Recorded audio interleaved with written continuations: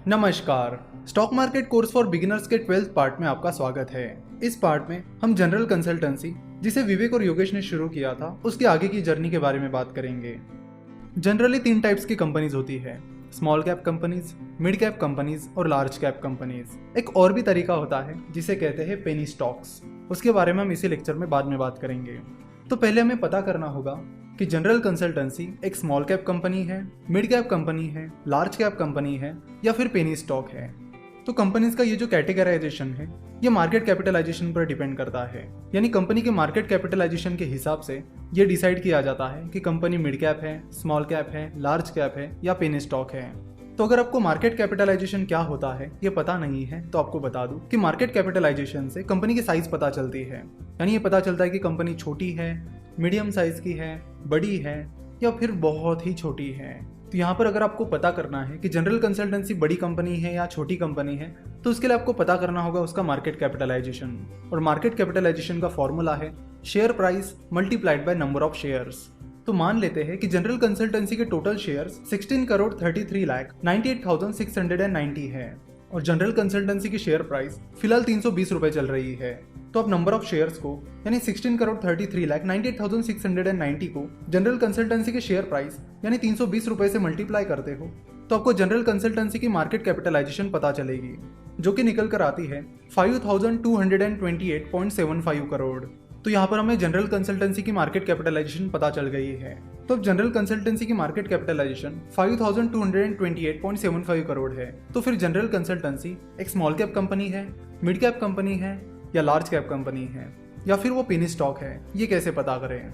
तो जनरली जिन कंपनीज का market capitalisation 14-15,000 crore से कम होता है उन्हें स्मॉल कैप कंपनीज कहा जाता है, और जिन कंपनीज का मार्केट कैपिटलाइजेशन 14-15,000 करोड़ से 80-90,000 करोड़ के बीच रहता है उन्हें मिड कैप कंपनीज कहा जाता है, और जिन कंपनीज का मार्केट कैपिटलाइजेशन 80-90,000 करोड़ से ऊपर रहता है उन्हें लार्ज कैप कंपनीज कहा जाता है।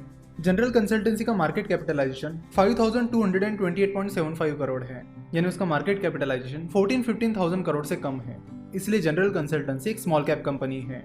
और भी एक कैटेगरी होती है जिसे कहते हैं पेनी स्टॉक्स, यानी जिन कंपनीज की शेयर प्राइस बहुत ही ज्यादा कम होती है और जिनका मार्केट कैपिटलाइजेशन भी बहुत ही ज्यादा कम होता है उन्हें पेनी स्टॉक्स कहते हैं।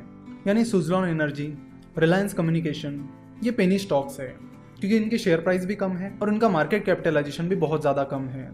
तो जनरली जिन कंपनीज की शेयर प्राइस 20-30 रुपए से कम होती है और जिनका मार्केट कैपिटलाइजेशन 100 करोड़ के नीचे होता है उन्हें पेनी स्टॉक्स कहा जाता है। ये एक बहुत ही रिस्की कैटेगरी होती है, इसलिए यहाँ पर इन्वेस्ट करते समय आपको 10 बार सोचने की जरूरत है। बहुत सारे लोग जो कम अमाउंट से शुरुआत करते हैं वो इन्वेस्ट करते टाइम पेनी स्टॉक्स की तरफ ही ध्यान देते हैं, क्योंकि उन्हें लगता है कि मैं किसी बड़ी कंपनी का शेयर खरीदूंगा तो मैं शायद अपने पैसों से 1-2 शेयर से खरीद पाऊंगा, लेकिन अगर मैं छोटी प्राइस वाले शेयर खरीदूंगा तो मैं 100-200 रुपए में भी बहुत सारे शेयर्स खरीद पाऊंगा, और अगर कोई शेयर 1 रुपए का है और वो 2 रुपए का हो जाता है तो मेरा पैसा डबल हो जाएगा। तो वो कुछ इस तरह सोचते हैं। पेनी स्टॉक्स को कई बार भंगार कैप्स भी कहा जाता है, क्योंकि पेनी स्टॉक्स में ज्यादातर कंपनीज बड़ी ही भंगार कंपनीज रहती है जो किसी काम की नहीं होती, वो बस चल रही है तो चल रही है। उनमें ना कुछ ग्रोथ हो रही होती है ना कुछ ऐसी एक्टिविटी जिससे वो कंपनी रिकवर कर पाए। सो अगर आप नई नई इन्वेस्टमेंट शुरू कर रहे हो तो अब इस कैटेगरी से बिल्कुल ही दूर रहिए, यानी पेनी स्टॉक्स में आपको इन्वेस्ट करना ही नहीं है। देखो, ज्यादा लालच के चक्कर में बहुत सारे लोग पेनी स्टॉक्स में इन्वेस्ट करते बैठते हैं और शुरुआत में ही अपना पैसा गंवा देते हैं, तो आप ये गलती बिल्कुल भी ना करें। अगर लार्ज कैप कंपनी की बात करें तो इसमें वो कंपनीज होती है जिनका मार्केट कैपिटलाइजेशन बहुत ही ज्यादा होता है, यानी 80-90,000 करोड़ के ऊपर होता है। तो ये कंपनीज कंपेरेटिवली काफी स्टेबल होती है। ये कंपनीज अपने आप को प्रूव कर चुकी होती है और इनका ब्रांड नेम भी काफी बड़ा होता है। Reliance industries, state bank of India, HDFC bank, TCS, Infosys, ये सारी लार्ज कैप कंपनीज है। लार्ज कैप कंपनीज को ब्लू चिप कंपनीज भी कहा जाता है। तो large cap company stable companies होती है, यानी अगर कभी क्राइसिस भी आता है तो इस कंपनी के पास उतना बैकअप होता है कि वो उस खराब टाइम में भी स्टेबल रहे। इसलिए लार्ज कैप कंपनीज में की हुई इन्वेस्टमेंट कंपेरेटिवली सेफ इन्वेस्टमेंट मानी जाती है और large cap companies stable returns देने के लिए जानी जाती है। देखो, ऐसा नहीं कि कोई कंपनी लार्ज कैप है तो आप आंख बंद करके इसमें इन्वेस्ट कर सकते हो, बिल्कुल भी नहीं। इन्वेस्ट करते टाइम आपको बहुत सारा एनालिसिस करना होता है, जिसके बारे में हम धीरे धीरे आगे बात करेंगे। उसके बाद हम बात करेंगे स्मॉल कैप कंपनीज की। स्मॉल कैप कंपनीज छोटी कंपनीज होती है, और जब कोई कंपनी छोटी होती है तो 2 चीजों पर आपको ध्यान रखने की जरूरत है।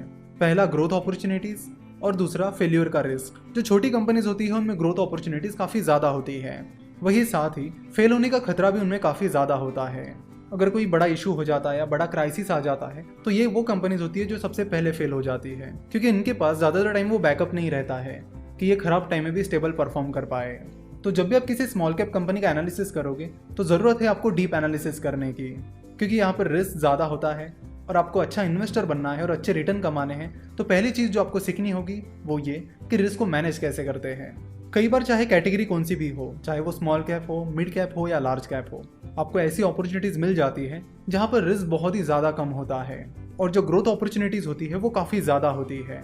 तो इस तरह का रिस्क मैनेजमेंट आपको सीखना होगा और धीरे धीरे करना होगा, क्योंकि investment is all about risk management. It's not about risk taking, it's about risk management. तो यहाँ पर हमें पता चल गया है कि जनरल कंसल्टेंसी एक स्मॉल कैप कंपनी है। तो फिर अब इस कंपनी में इन्वेस्ट करें या ना करें, अगर करें तो फिर किन किन चीज़ों पर ध्यान रखें, ये सबसे बड़े सवाल हमारे सामने खड़े हो जाते हैं। और अगले लेक्चर से हम इन्हीं सवालों पर डिटेल में चर्चा करेंगे। उससे पहले आपको बता दूं कि ये जो पेनी स्टॉक्स हैं इनसे आपको बहुत दूर रहना है, हमेशा दूर रहना है। अब बस लालच में आकर पेनी स्टॉक में बिल्कुल भी इन्वेस्ट मत कीजिए। हम ये चीज़ बार बार इसलिए बता रहे हैं कि ज़्यादातर पेनी स्टॉक्स बहुत ही गई गुजरी कंपनीज होती है जो कुछ भी काम की नहीं होती। या तो वो बैंक्रप्सी के नज़दीक होती है या तो फिर किसी स्कैम या इशू में फंसी हुई होती है। तो स्टॉक मार्केट में इन्वेस्ट करते टाइम पेनी स्टॉक्स में इन्वेस्ट करने की गलतियाँ बिल्कुल भी मत कीजिए। हाँ, एक बार आप एक्सपर्ट हो जाते हो, आपको एनालिसिस पूरा आ जाता है, तो फिर आप पेनी स्टॉक के बारे में सोच सकते हो कि गलती से कोई ऐसा स्टॉक तो नहीं है जो पेनी स्टॉक की कैटेगरी में आ गया है। तो ये बात की बात है, लेकिन जहाँ तक शुरुआत की बात है तो शुरुआत में पेनी स्टॉक में बिल्कुल भी इन्वेस्ट मत कीजिए। आशा करते कि आपको आज का ये लेक्चर पसंद आया होगा।